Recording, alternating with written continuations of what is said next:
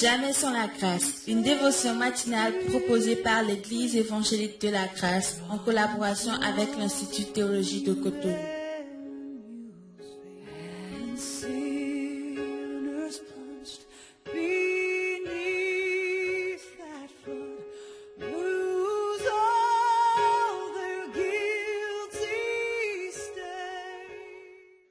Auditeurs de l'émission Jamais sans la grâce.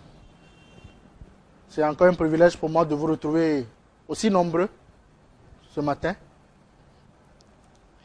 Seigneur, nous voulons te dire merci pour cette belle opportunité que tu nous donnes encore de t'écouter, de recevoir de toi la provision qu'il faut pour notre journée. Au nom de Jésus. Amen. Chers amis, ce matin, j'aimerais vous parler de l'inquiétude.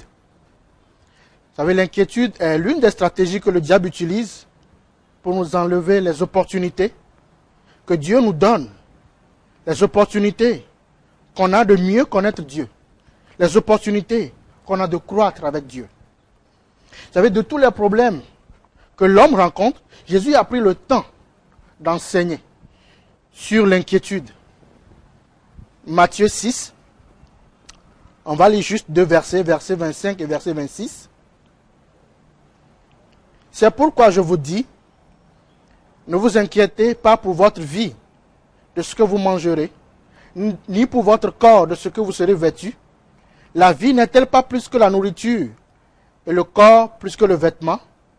Regardez les oiseaux du ciel. Ils ne sèment ni ne moissonnent. Ils n'amassent rien dans les greniers. Et votre Père céleste les nourrit. Ne valez-vous pas beaucoup plus qu'eux? Donc Jésus prend le temps de nous enseigner. Pourquoi devons-nous nous inquiéter? Et Jésus interdit. Il nous interdit de nous inquiéter. Il va citer trois choses. Il dit, pour notre vie, pour le manger, le boire et le vêtement, pour le lendemain. On peut dire donc que ça veut dire qu'on peut s'inquiéter pour les autres choses. Non, l'apôtre Paul ira jusqu'à dire, dans Philippiens 4, verset 7, ne vous inquiétez de rien. Est-ce que rien ne signifie pas rien? Ce que Jésus interdit, si nous le faisons, est-ce que ce n'est pas un péché? Et ce matin, j'aimerais juste nous encourager à nous débarrasser de l'inquiétude. Vous savez, nous vivons dans un monde ou dans une société où on trouve normal de s'inquiéter. Mais ce n'est pas la société qui définit les normes dans lesquelles nous devons vivre, c'est plutôt la parole de Dieu. Donc l'inquiétude est à considérer comme un péché, parce que Jésus nous l'interdit. Et il dit dans le verset 25 que la vie est plus que la nourriture et le corps plus que les vêtements. Combien souvent on résume la vie à ça, à manger, payer le loyer, subvenir aux besoins élémentaires. Combien de fois on résume la vie à se marier, à avoir une femme, avoir des enfants. On peut reposer la question, qu'est-ce que véritablement la vie? Et l'apôtre Paul dira, Philippiens 1, 21, pour moi, vivre, c'est Christ. Chers amis, on s'inquiète souvent parce que Christ n'est pas toute notre vie. Lorsque je communie avec la pensée de Christ, lorsque je communie avec les promesses de Dieu, l'inquiétude disparaît. Et en fait, la solution que Dieu nous propose contre l'inquiétude, c'est de communier avec sa parole. C'est de communier avec ses promesses.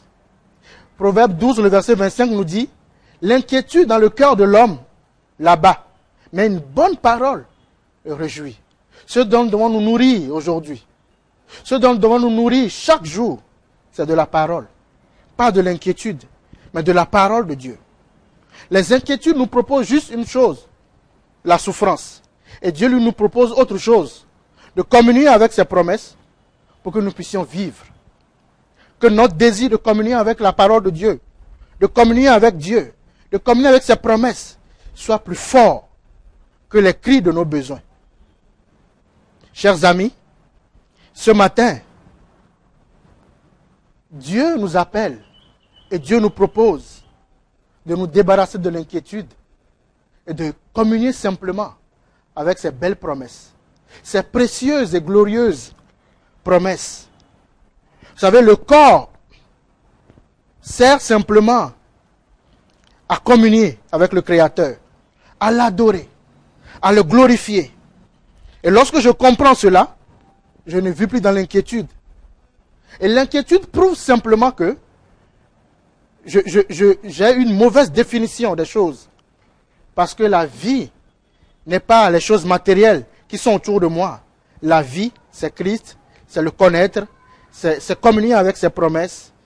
Et il dira, Philippiens 4, versets 6 et 7, faites connaître tous vos besoins et appropriez-vous des promesses de Dieu. Voilà ce que je vous souhaite ce matin. Faites connaître vos besoins à Dieu et appropriez-vous de ces belles promesses et débarrassez-vous de l'inquiétude parce que la vie, le meilleur, est pour toi ce matin. Que Dieu te bénisse. Amen. C'est tout le temps que nous avons. Si vous avez aimé cette dévotion, parlez-en à vos amis. Parlez-leur du message de la grâce et de ce qu'il fait dans vous. Pour un sujet de prière, une question ou plus d'informations, contactez-nous. Téléphone 64 88 35 87 ou 96 42 69 05 ou par WhatsApp au 94 75 80 20.